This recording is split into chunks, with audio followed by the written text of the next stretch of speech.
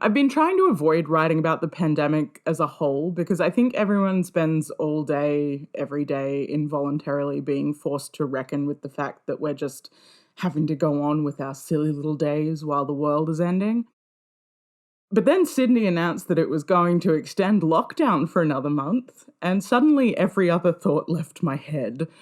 Um, I'm not sure how I'm supposed to just go about my day knowing that I'm going to have to listen to some of the stupidest opinions in existence from people who either think the government's using the vaccine to microchip us or from people who are ultra cops and want to police low socioeconomic areas out of existence. And then on top of that, there's Afghanistan, climate change, and just a never ending stream of other terrible things that I'm supposed to somehow internalize and have an opinion on. And I've been alternating between pacing around my room like a caged animal, overestimating my personal fitness by speed walking 5 kilometers in the dark to avoid other people during my state sanctioned walkies, and lying on the floor staring at the ceiling. You could add a Jeff Buckley soundtrack and a single tear running down my cheek, and I'm the shittiest protagonist in an indie film. I'm doing fine. Thanks for asking. And I'm gathering that other people are feeling sort of approximately the same. I know this because the other day I put a screenshot up on my Instagram story about deciding to lie down and wait for death in a fancy little outfit during the apocalypse rather than desperately trying to survive. And 15 people, including some of my nice, normal friends who don't think of death as a huge cosmic joke, responded to it being yep, same. Anyway, since my brain literally can't process anything beyond the fact that it feels like the world's ending, that's what we're talking about. I'm Alex, this is Pop Culture Burnham, the podcast edition, and today I'm thinking about Doomsday.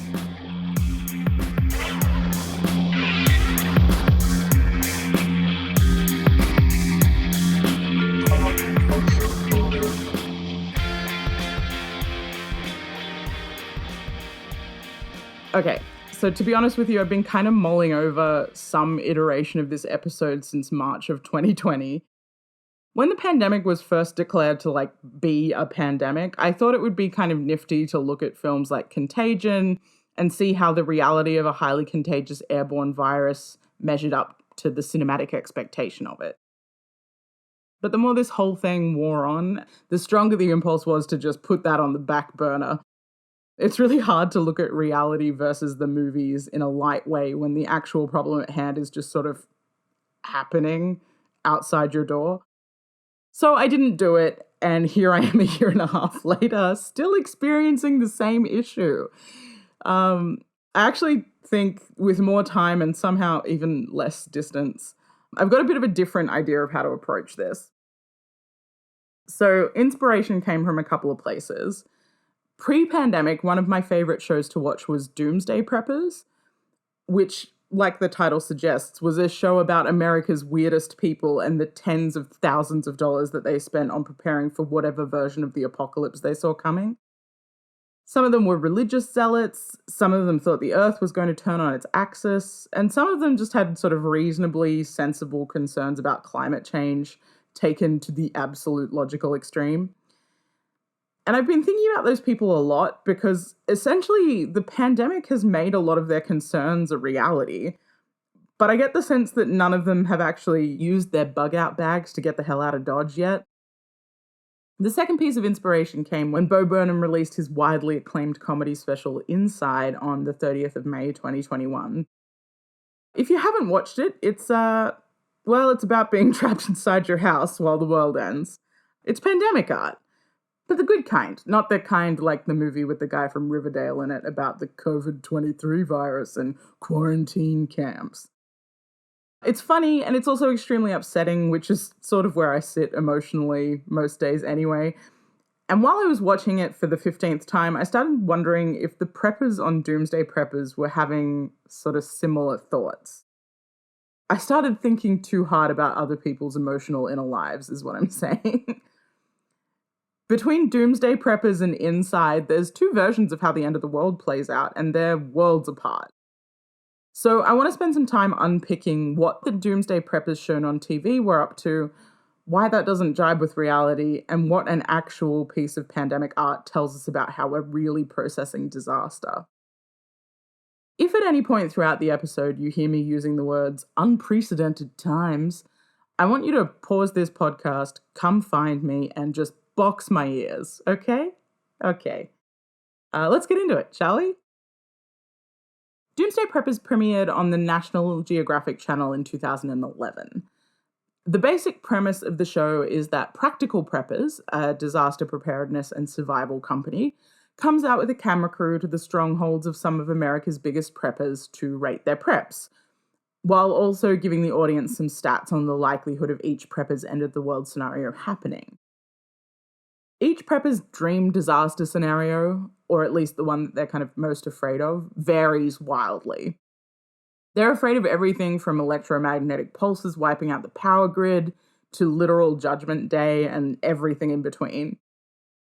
Sometimes that in between includes pandemics, although slightly less often than you would think. If that premise doesn't tell you that this show is going to feature the full gambit of America's paranoid, government-hating freaks and weirdos, then allow me to verbally confirm that this is in fact the case. Some of the arsenals these people are holding would have been enough to carry Russia through the First and Second World Wars, and now it's just sitting in some guy's basement in Colorado. Now, as someone who struggles with having a body as a general concept, let alone placing that body in the context of continued survival during a nuclear holocaust or some such thing, I find it really difficult to understand why anyone would latch onto something as nebulous as the end of the world to fear. Don't these people have real problems? Or at the very least, just like social anxiety? And look, if the makeup of the show's audience is anything to go by, the answer is probably not. Doomsday Preppers became one of the National Geographic Channel's most successful shows, with a majority male audience aged 44 and up. While Nat Geo does make an attempt to show off a diverse range of preppers, the folks featured on the show are also overwhelmingly middle-aged white men, probably because that's largely also the prepper community.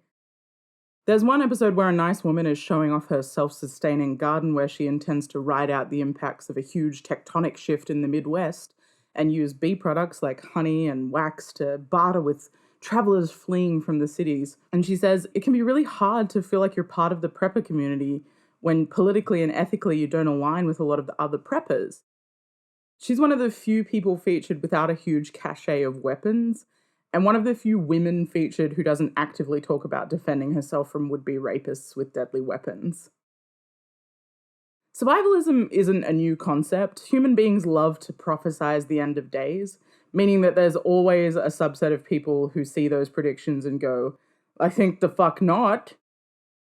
The Church of Latter-day Saints has been telling followers to stockpile for years, citing preparedness as one of the things that the big man upstairs is really keen on. Things like war and economic depression also have long-lasting impacts on the way that people approach the world. Anyone with older relatives probably has at least one who can't walk past a special on tinned vegetables in the supermarket without coming back with enough to feed a small army. But I do think that there's a pretty significant difference between, say, some stockpiled cans or an interest in knowing how to grow your own food, and the types of things that are going on in Doomsday Preppers. When Preppers first came out, a review in the New York Times called it offensively anti-life, full of contempt for humankind. And this is kind of true. While none of the preppers can agree on which end of the world as we know it scenario is going to happen, the one thing almost all of them have in common is that everyone anticipates violence. And in many cases, they're not only anticipating it, but they're like gleefully expecting it. One of the particular preps that stuck in my mind was a man who had built a bunker for his family in the middle of nowhere that had this mechanism that doused their doorstep in flames, so that any would-be intruders would be cooked to an agonized crisp if they were deemed to be unfriendly, or even just unwanted. All this was set up like 4 feet away from the children's bunk beds. Another was a man who'd sunk all of his money into like a truck that was essentially a tiny, heavily fortified house on wheels so that they could leave their neighbors in the dust. Like Mad Max, but without the leatherware. or like Mad Max, but for the suburban dad. Every episode, there's this montage of the prepper patrolling the perimeter of their property with some sort of assault weapon, with a voiceover saying, "Well, obviously, with our stockpiles of food and water, we have to be concerned about unsavory types who might be panicking. If they get past my barbed wire fence and my dogs, they'll meet me." And it's never supposed to be funny, but the me in question is always just some pale guy in like ill-fitting tactical wear, waving a gun around or crouching in the ready position. I think the thing that stands out watching these episodes now is how convinced everyone is that the end of the world will be an event. It feels so Hollywood. Like one day they'll wake up and a little computer voice will say, "Good morning. The nuclear holocaust will begin in 15 minutes. Please begin gathering your weapons and head to your bunker of choice. Ensure you pack your copy of How to Rewrite the World from Scratch. You're going to need it." But that's not really it, is it? For one thing, the world ends for people all the time. There's one really memorable episode of Preppers where a white man with a Cambodian wife shows off his cave bunker that he's bought for his family following full societal collapse. It's cold, it's wet, it's uncomfortable. And the camera cuts away to his wife, who fled the killing fields as a child. And she's sort of staring, traumatized, into the middle distance. And she says, "I've done this before. I know I can do this. I don't need to prove it. I don't want to talk about it. You just do it." While her husband is busy playing dress up for an imaginary scenario of persecution, her world's already ended once. She wasn't the hero of the story. She was just a kid who saw the worst that humanity had to offer at that particular moment and managed to make it out. And like the second thing is that we're already in the middle of a doomsday scenario now. Like a pandemic is one of the events that's referenced on Doomsday Preppers as something to be ready for. There's this one episode where this woman shows off her preparations for the global spread of a deadly flu-like virus. I think she'd been inspired by like the then recent SARS and H1N1 outbreaks. She takes us through this hideous suburban mansion that's just filled to the brim with PPE and disinfectants and food stores. And then she walks us through the drill that she runs with her family so that they know how to prevent the spread of the virus and defend their home. And look, this woman has won the world's shittiest lottery. Her prediction for the end of the world came true. But I want the follow-up, I want to know whether she saw the words global pandemic appear on her TV and thought, yes! Did she run the drills and arm herself? Did she start cracking in her supplies of rice and beans? Did her kids and grandkids look at the rising body count on their TV and think, wow, she isn't crazy? The cynic in me thinks no, because the end of the world doesn't actually look like it does in movies. There's no big announcement, there's no main characters, there's no ticking clock. We're all just sitting in our houses, slowly melting down. Do you remember what you were doing when you realized that there was a global pandemic happening? Me either. I do remember one weird moment where I went to a shopping center after things had sort of opened up a little bit, and this sort of voice over the intercom reminded everyone that they needed to wear a mask and remain socially distanced, which felt kind of apocalypse-y, but other than that, no one's come marauding my snacks or my toilet paper.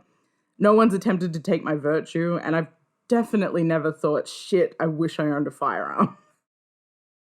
Rather than turning on each other, everyone just sort of ended up forlornly staring into their Zoom meetings and going, how are you holding up? This long, slow collapse has never been more beautifully reflected than in Bo Burnham's Inside. If you haven't actually seen this special before starting this episode, I highly recommend doing so.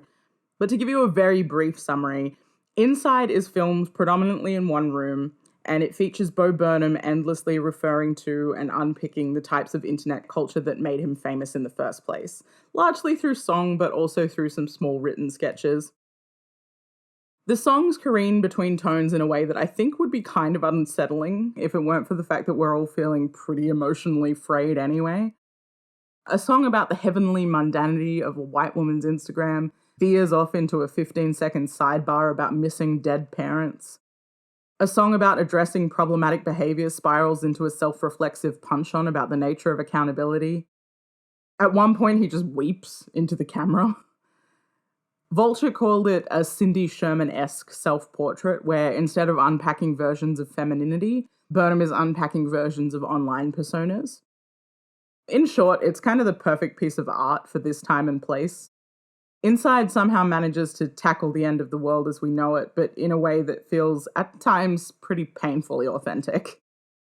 The special demonstrates it best, I think, in one shot of Burnham that's from above, and his eyes are closed, microphone resting on a pillow that's next to his head, blanket over his shoulders, various pieces of music paraphernalia littered on the floor. And without opening his eyes, he says, I don't know about you guys, but I've been thinking recently that, maybe allowing giant digital media corporations to exploit the neurochemical drama of our children for profit, maybe that was a bad call by us. Maybe the flattening of the entire subjective human experience into a lifeless exchange of value that benefits nobody except for a handful of bug-eyed salamanders in Silicon Valley. Maybe that as a way of life forever, maybe that's not good. He takes this deep breath and then there's this pause before he continues with, I'm horny. And I think the reason that I love this so much is that it really highlights the fact that the actual pandemic isn't the problem necessarily. It's more that the government and social failures during the pandemic are symptoms of a crisis in other nebulous systems we use to govern our life. The problems that we've created for ourselves are so abstract that they feel sort of completely insurmountable. How do you deal with the fact that the internet has seeped so far into the grout of your life that your children might be becoming fascists on an internet forum and you just wouldn't even know about it? Doomsday isn't a singular event. It's a long and ongoing unfurling of everything that's gone wrong in the course of human history. And the second that you start to think about it very hard at all, your horrible little gremlin brain kicks in with your most base needs to distract you. It's all so banal. There are no heroes in this situation. Like, how do you even know when to start using the tinned beans that you've stored? Or to come in guns blazing when it turns out that the state of labor exploitation means that the actual heroes of the pandemic are 15-year-old grocery packers on their second round of COVID. Look, I'm willing to concede that for about 10 minutes there, I can see how, if you were a prepper, it would have been tempting to yell, "It's happening!" while American cities sort of crumbled in waves of protest and police brutality. But the thing is, those things only started happening after the Doomsday event had already kicked off, Well, I mean, the large-scale protests, not the police brutality. The police brutality has been there for years. But I don't think either of those things got preppers out of their seats. The survival scenario that the preppers had planned for is happening.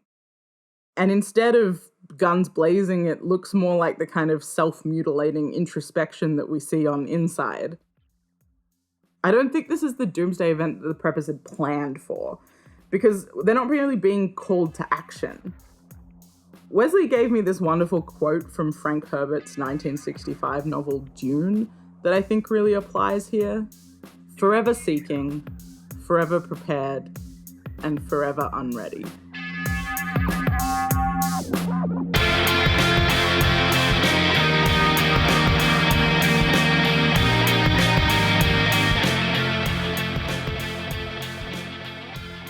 Well, that was my pandemic episode.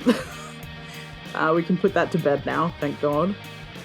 Given that we kind of talked a little bit about lockdowns, I would just like to take this moment to say that Sydney has been in lockdown with no financial support for its vulnerable for weeks now. And the Australian Unemployed Workers Union is currently campaigning for higher income support during lockdown and like all of the time. But specifically during lockdown as this like proven method of successfully helping economically insecure people stay in their homes. The AUWU does great work. I'm going to chuck a donation their way this week if you'd like to join me. I'll put a link in the description for this particular episode.